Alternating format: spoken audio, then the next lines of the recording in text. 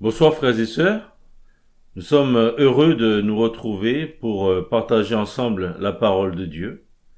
Et le thème de l'étude de ce soir est « Confiant en la toute-puissance de Dieu ». Nous allons lire le texte qui se trouve dans Naoum, c'est le prophète Naoum, au chapitre 1, nous allons lire les 8 premiers versets. Mais avant, au 8e siècle avant Jésus-Christ, l'Éternel demanda à un homme, l'un de ses prophètes, d'aller chez ses ennemis pour les avertir de la destruction imminente de leur ville. Cet homme refusa dans un premier temps d'y aller, mais Dieu l'a contraint à se soumettre à sa parole. Alors malgré lui, il alla dans cette ville et annonça un message de repentance à ce peuple. Alors si je vous dis qui était cet homme, je pense que vous allez répondre, je pense très bien, que c'est Jonas. Et donc nous avons fait une série d'études sur le livre du prophète Jonas, et la ville dont il s'agit, c'est la ville de Ninive. Alors, Ninive était la capitale de la Syrie, pays idolâtre et plein de violence. En Jonas chapitre 1, verset 2, l'Éternel dit à Jonas, « Lève-toi, va à Ninive, la grande ville, et crie contre elle, car sa méchanceté est montée jusqu'à moi. » Mais Jonas partit à Tarsis, loin de la face de Dieu, et après une expérience extraordinaire dans le ventre de grands poissons, Jonas se repentit et cria à l'Éternel qui le délivra en parlant aux poissons qui vomit Jonas sur la terre. Après cela, il alla à Ninive et se mit à proclamer la parole de l'Éternel à ce peuple sanguinaire. Dans Jonas chapitre 3 verset 4, il est dit qu'il criait et disait « Encore 40 jours et Ninive est détruite. » La Bible nous dit que les Ninivites ne restèrent pas insensibles à la prédication de Jonas. Ils se repentirent, publièrent un jeûne depuis les plus grands du pays jusqu'aux plus petits. Même le roi fut touché et fit faire une publication demandant que les hommes et les bêtes, les bœufs et les brebis ne goûtent de rien, ne pèsent point et ne boivent point d'eau. Que les hommes et les bêtes soient couverts de sacs, qu'ils crient à Dieu avec force et qu'ils reviennent tous de leur mauvaise voie et des actes de violence dont leurs mains sont coupables. Qui sait si Dieu ne reviendra pas et ne se repentira pas, et s'il ne renoncera pas à son ardente colère, en sorte que nous ne périssions point. Et ça, on le lit dans Jonas, chapitre 3, versets 7 à 9. Et effectivement, puisque Dieu est un Dieu compatissant et miséricordieux, lent à la colère et riche en bonté, qui se repent du mal, il refusa de détruire la ville. Il dit à Jonas qu'il a eu pitié de Ninive, de ses 120 000 hommes et de ses animaux en grand nombre. Mais malheureusement, les Assyriens sont retombés dans leur méchanceté et dans leur idolâtrie. C'est pourquoi l'Éternel envoya un siècle plus tard l'un de ses serviteurs, donc Naoum, pour annoncer à son peuple la destruction future de Ninive. Dans son livre, donc rédigé au milieu du 7e siècle, donc entre 660 et 612 avant Jésus-Christ, Naoum annonce le jugement de Dieu sur cette ville au chapitre 1. Il décrit cette destruction au chapitre 2 et donne les motifs, les raisons de la destruction de Ninive au chapitre 3. Mais avant de parler de la destruction proprement dite de la ville, l'auteur fait une description de celui qui allait exercer son jugement sur cette ville et sur ce peuple méchant. Et donc, il fait une description de l'Éternel. Donc, lisons ce passage qui se trouve Donc dans Nahum, chapitre 1, versets 1 à 8. Oracle sur Ninive, livre de la prophétie de Nahum d'Elkosh. L'Éternel est un Dieu jaloux, il se venge. L'Éternel se venge, il est plein de fureur. L'Éternel se venge de ses adversaires, il garde rancune à ses ennemis. L'Éternel est lent à la colère, il est grand par sa force, il ne laisse pas impuni. L'Éternel marche dans la tempête, dans le tourbillon, les nuées sont la poussière de ses pieds.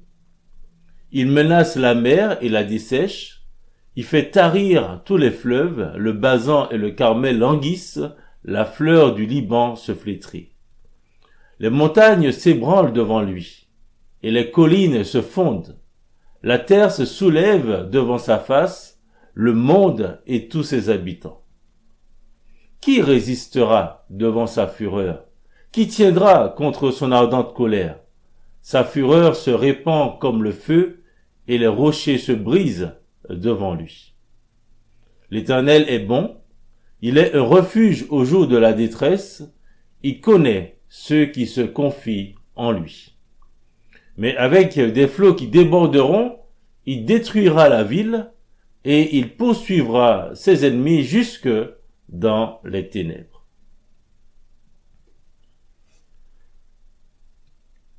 Nous avons vu donc que Dieu avait accepté de pardonner les habitants de Ninive lorsqu'ils s'étaient repentis. Car Dieu ne veut pas la mort de l'homme, il veut qu'ils se repentent et qu'ils vivent, selon Ézéchiel chapitre 18, verset 32. Le salaire du péché, c'est la mort, nous dit l'apôtre Paul en Romains chapitre 6, verset 23. Mais si l'homme reconnaît son péché et se repent, Dieu accepte aussi de pardonner. Il se repent du mal, comme l'a dit Jonas, ce qui veut dire qu'il accepte de ne pas mettre à exécution ce que méritait le coupable. C'est ce qui s'était passé avec les Ninivites du temps de Jonas. À cause de sa compassion, il refusa de détruire la ville. Le fait que Dieu soit compatissant et miséricordieux, cela ne signifie pas qu'il soit un Dieu faible, qui accepte n'importe quoi. Il use de patience envers le méchant, envers le rebelle, lui laissant du temps pour qu'il se repente. Le Dieu qui se présente dans la Bible est non seulement un Dieu compatissant et miséricordieux, mais aussi un Dieu juste et saint. Il ne peut laisser impuni le péché. Rappelons-nous bien que le but de Nahum, dont le nom signifie compassion ou consolation, son but est justement d'apporter une parole de consolation à son peuple Juda, qui vit dans la crainte à cause de ce peuple assyrien qui avait auparavant emmené en captivité les Israélites du royaume du Nord en 722 avant Jésus-Christ et qui avait envahi Juda du temps du roi Ézéchias. Mais Dieu avait délivré son peuple en envoyant son ange qui frappa dans le camp des Assyriens les 185 000 hommes en 700 avant Jésus-Christ, ce qui obligea le roi d'Assyrie, donc Sanchérib, à retourner à Ninive et d'y rester. Donc Ésaïe chapitre 36 et 37 nous dit que il fut tué par ses deux fils aînés qui prirent la fuite et son troisième fils régna à sa place. Le peuple de Juda vivait toujours dans la crainte à cause des Assyriens. Et pour les encourager, Nahum leur rappelle que le Dieu qu'ils servent est plus puissant que leurs adversaires. Par conséquent, ils n'ont pas à s'inquiéter puisque la destruction de Ninive est arrêtée. Ce livre est un encouragement pour nous tous qui avons mis notre confiance dans le Dieu d'Israël, l'Éternel. Nous qui sommes confrontés à diverses oppositions de la part de ceux qui ne connaissent pas Dieu. Cette opposition, cette persécution peut venir de membres de notre famille, d'un conjoint, d'un parent ou un enfant, un cousin. Cette persécution peut venir d'un collègue de travail qui ne nous aime pas ou qui est jaloux de nous. Cette persécution peut venir aussi d'un voisin qui nous fait des misères pour des raisons futiles, etc. Et à cause de cette opposition, nous pouvons vivre dans la crainte, nous pouvons vivre dans la peur. Et à cause de cette crainte, nous pouvons avoir envie de nous défendre nous-mêmes à la manière humaine et faire ou dire des choses que nous regretterions par la suite. C'est dans de telles situations que nous devons nous rappeler de la parole de notre Dieu qui nous demande de ne pas nous venger nous-mêmes, mais de laisser agir la colère de Dieu. C'est ce que nous pouvons lire dans Romains chapitre 12, les versets 17 à 21. Donc l'apôtre Paul, il dit: ne rendez à personne le mal pour le mal. Recherchez ce qui est bien devant tous les hommes. S'il est possible, autant que cela dépend de vous, soyez en paix avec tous les hommes. Ne vous vengez point vous-même, bien-aimés, mais laissez agir la colère, car il est écrit: à moi la vengeance, à moi la rétribution, dit le Seigneur. Mais si ton ennemi a faim, donne-lui à manger. S'il a soif, donne-lui à boire, car en agissant ainsi, tu amasseras des charbons ardents sur sa tête. Ne te laisse pas vaincre par le mal, mais surmonte le mal par le bien. Donc ce n'est pas à l'homme de se faire justice lui-même, mais il doit laisser le juste juge agir à sa place. Dieu s'occupe lui-même des méchants, de ceux qui aiment faire le mal. C'est ce que nous pouvons lire aussi dans le psaume chapitre 37, que j'aimerais vous inviter à prendre avec moi, le psaume 37, versets 1 à 10.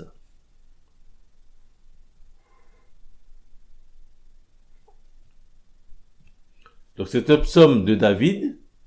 Il est dit: ne t'irrite pas contre les méchants, n'envie pas ceux qui font le mal, car ils sont fauchés aussi vite que l'herbe, et ils se flétrissent comme le gazon vert. Confie-toi en l'Éternel et pratique le bien, et le pays pour demeure, et la fidélité pour pâture. Fais de l'Éternel tes délices, et il te donnera ce que ton cœur désire. Recommande ton sort à l'Éternel, mets en lui ta confiance, et il agira. Il fera paraître ta justice comme la lumière, et ton droit comme le soleil à son midi. Garde le silence devant l'Éternel et espère en lui. Ne t'irrite pas contre celui qui réussit dans ses voies, contre l'homme qui vient à bout de ses mauvais desseins. Laisse la colère, abandonne la fureur, ne t'irrite pas, ce serait mal faire. Car les méchants seront retranchés, et ceux qui espèrent en l'Éternel posséderont le pays. Encore un peu de temps, et le méchant n'est plus. Tu regarderas le lieu où il était, et il a disparu. Le psalmiste nous encourage à nous confier en l'Éternel, à pratiquer le bien, et à remettre notre sort à l'Éternel qui agira. Et à la fin de ce psaume, il est dit que le salut des justes vient de l'Éternel, il est leur protecteur au temps de la détresse. L'Éternel les secourt et les délivre, il les délivre des méchants et les sauve parce qu'ils cherchent en lui leur refuge. Et ça, on le lit dans le psaume 37, versets 39 à 40.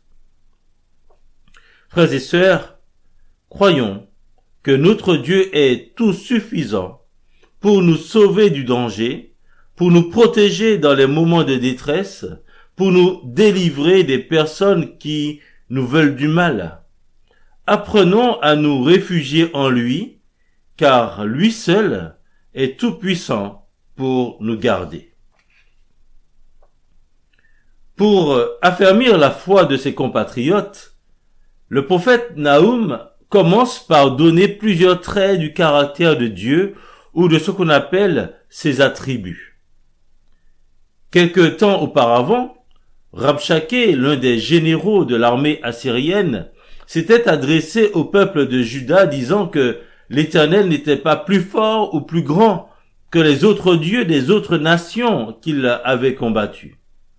Pour lui, si les autres dieux n'avaient pas su délivrer leur peuple, alors l'Éternel ne serait pas capable de le faire. Et ça, on peut le lire dans 2 Rois chapitre 18 et chapitre 19 ou Ésaïe chapitre 36 et 37. Alors, quelle arrogance ce Rabshakeh. Nahum veut donc rappeler à son peuple que le Dieu qu'ils servent et en qui ils doivent mettre leur confiance ne peut être comparé aux autres dieux des autres peuples, pour plusieurs raisons. Puisque le Dieu qu'ils servent, il est l'Éternel. Le Dieu des Israélites, ce n'est pas un Dieu fait de main d'homme. C'est l'Éternel, celui qui n'a ni commencement, ni fin. Celui qui a créé le ciel, la terre et tout ce qui s'y trouve. Celui qui a envoyé son serviteur Moïse. Celui qui se définit ainsi, quand il a envoyé Moïse, il dit « Je suis celui qui suis ». Celui qui s'appelle « Je suis », il dit l'Éternel. On trouve ça dans Exode chapitre 3 verset 14. Donc il existe par lui-même. Il est l'Éternel, il est aussi un Dieu jaloux, au verset 2.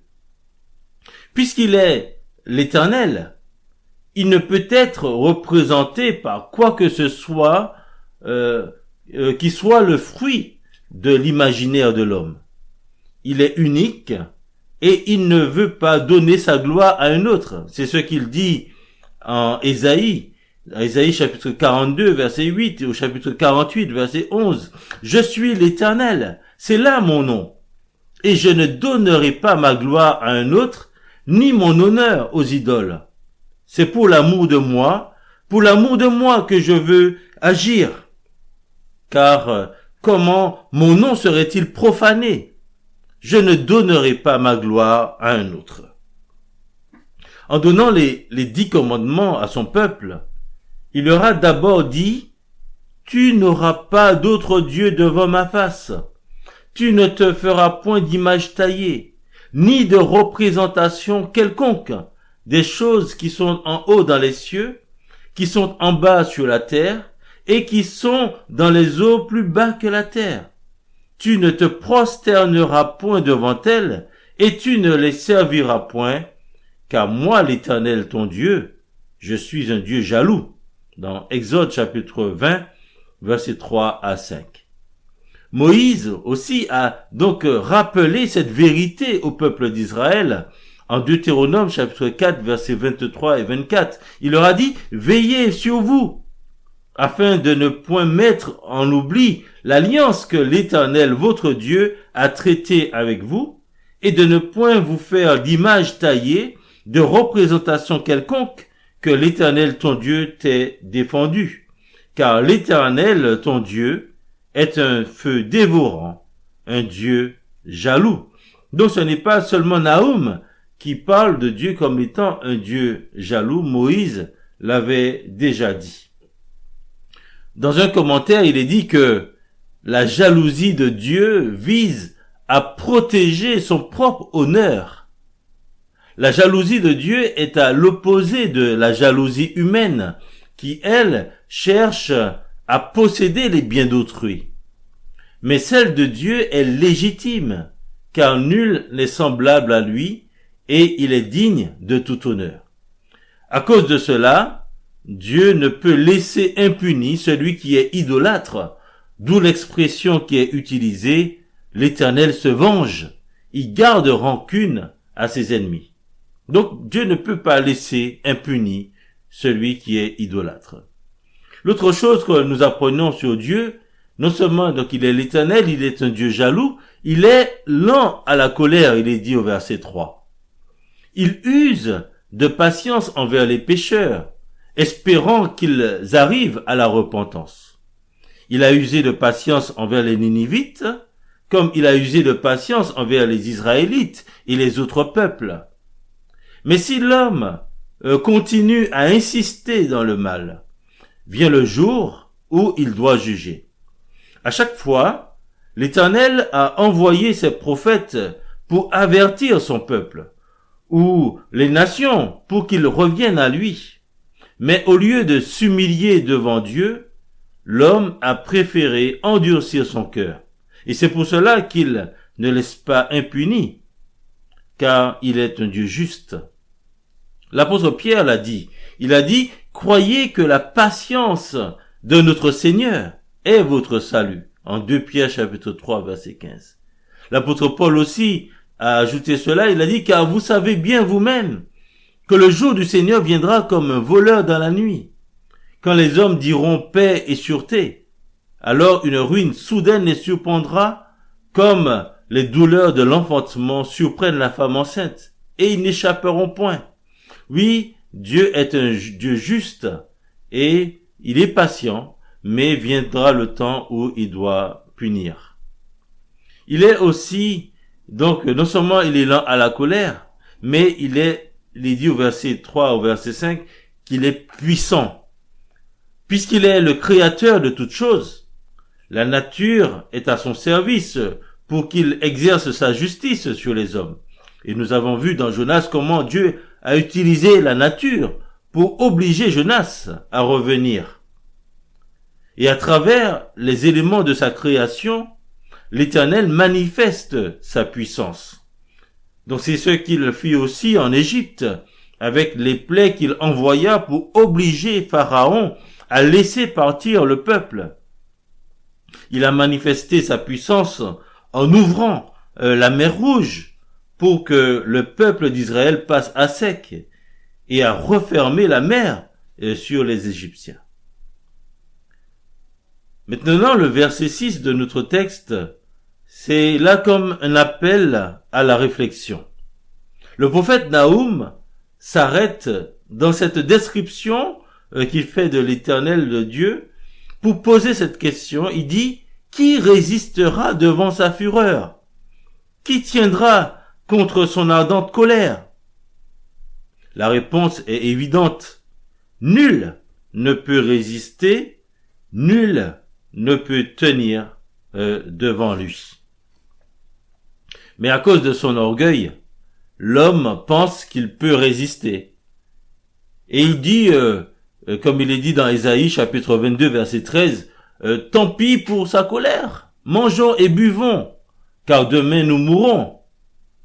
Donc, il ne se soucie pas de cela. Et donc, nous pouvons aussi réfléchir à cette question pour nous-mêmes. Quelle est la place de Dieu dans ma vie? A-t-il toute la place? Ai-je donné à une autre chose la place qui lui revient dans ma vie? Suis-je un idolâtre?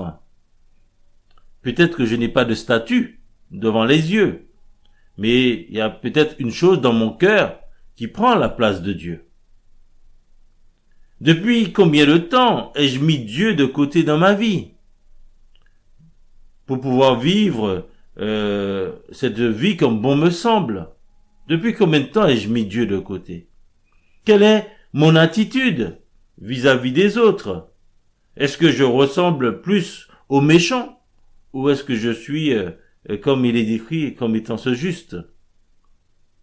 Donc oui, frères et sœurs, chers amis, ne cherchons pas à résister face à notre Dieu. C'est perdu d'avance. Mais humilions-nous devant lui pour trouver en lui le repos dont nous avons besoin. Croyons en ce moyen de salut qu'il a pourvu pour tous les hommes, son Fils Jésus, qui a donné sa vie pour nous délivrer justement de la colère à venir. Donc, si vous n'avez pas encore mis votre confiance en Jésus-Christ, alors aujourd'hui est jour de salut pour vous. En Jean chapitre 3 verset 36, il est dit, celui qui croit au Fils a la vie éternelle. Celui qui ne croit pas au Fils ne verra point la vie, mais la colère de Dieu demeure sur lui. Alors, nous reprenons notre passage. Maintenant, nous arrivons au verset 7, où il est parlé de la confiance que l'on doit avoir en l'Éternel. Il est dit, l'Éternel est bon, il est un refuge au jour de la détresse, il connaît ceux qui se confient en lui. Judas devait faire confiance à Dieu. Non seulement à cause de sa toute-puissance et de sa capacité à pouvoir le protéger, mais aussi à cause de l'amour de Dieu pour celui qui se confie en lui. Pour nous qui avons mis notre foi en Christ, n'oublions pas que le Dieu que nous servons nous aime également. C'est lui qui a dit à son peuple, « Parce que tu as du prix à mes yeux, parce que tu es honoré et que je t'aime, je donne des hommes à ta place et des peuples pour ta vie. » Et ça, nous le lisons dans Ésaïe chapitre 43, verset 4. Et nous chrétiens du 21e siècle, n'avons-nous pas aussi du prix à ses yeux? Ne nous a-t-il pas rachetés à un grand prix? En tout cas, c'est ce que l'apôtre Paul dit en 1 Corinthiens chapitre 6, verset 20. Il est dit, « Car vous avez été rachetés à un grand prix. Glorifiez donc Dieu dans votre corps et dans votre esprit qui appartiennent à Dieu. Puisque nous avons du prix à ses yeux, pensez-vous que son désir, c'est de nous abandonner face à nos adversaires? Non, pas du tout. Nous avons du prix à ses yeux et il prend soin de nous. Donc, ayons confiance en Dieu, en sa toute-puissance. Alors, mettons notre confiance en notre Dieu, car il est bon. Dieu est bon. Et c'est ce que nous lisons dans ces versets 7. S'il permet que nous soyons éprouvés, c'est pour notre bien. Pour que nous apprenions à mieux le connaître et plus dépendre de lui. Et c'est pour cela qu'il permet que nous puissions être éprouvés. S'il permet que nous soyons éprouvés, c'est pour nous pousser aussi à la repentance, comme il est dit dans Romains chapitre 3, verset 4. Oui, nous servons un Dieu qui est bon, donc ayons confiance en lui. Nous servons un Dieu en qui nous pouvons nous réfugier. Dieu est notre refuge, il dit. Donc face à l'adversité, nous devons apprendre à nous réfugier sous ses ailes et ne pas chercher à nous débattre par nos propres forces. Comme l'a fait Ézéchias face aux attaques de Rabchaké, l'Assyrien, il a gardé le silence et est allé au pied de son Dieu dans la maison de l'Éternel pour lui demander de venir à son secours. Et il envoya ses serviteurs vers le prophète Ésaïe pour que celui-ci intercède pour le peuple. Et ça, nous le lisons au chapitre 37 d'Ésaïe.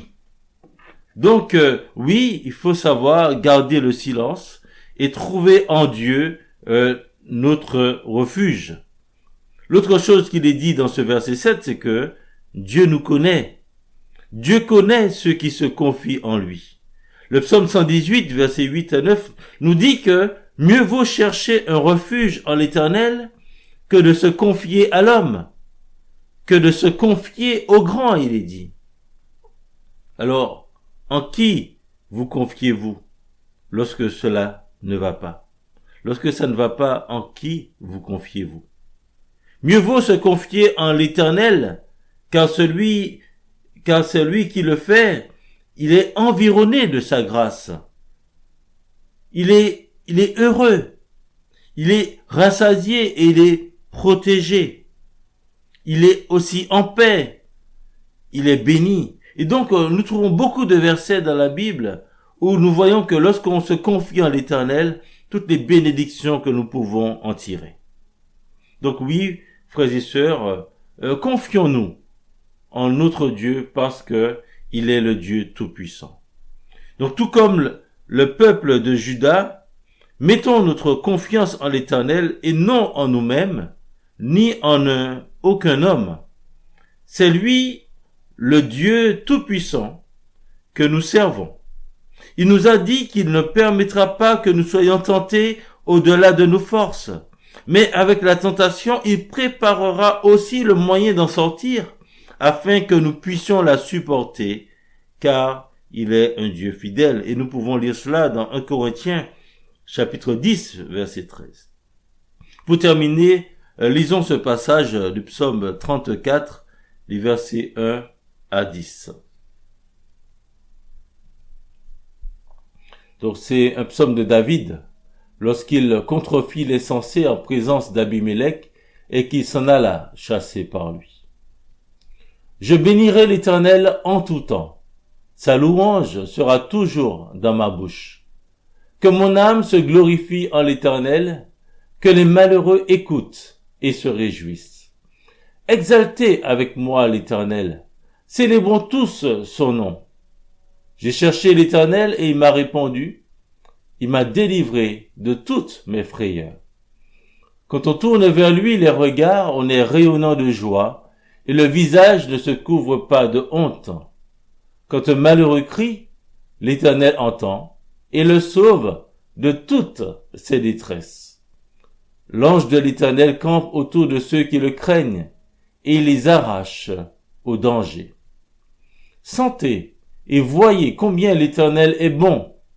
Heureux l'homme qui cherche en lui son refuge. Craignez l'Éternel, vous ses saints, car rien ne manque à ceux qui le craignent. Que ces paroles puissent vous faire du bien. Oui, frères et sœurs, ayons confiance en l'Éternel notre Dieu, parce qu'il est le Dieu Tout-Puissant. Donc, oui, accrochons-nous et continuons ce cheminement avec lui, parce que lui, il est fidèle et il ne peut se renier lui-même. Donc, oui, que le Seigneur vous bénisse richement et que vous puissiez trouver en lui la paix, le repos dont vous avez besoin. À lui seul la gloire. Amen.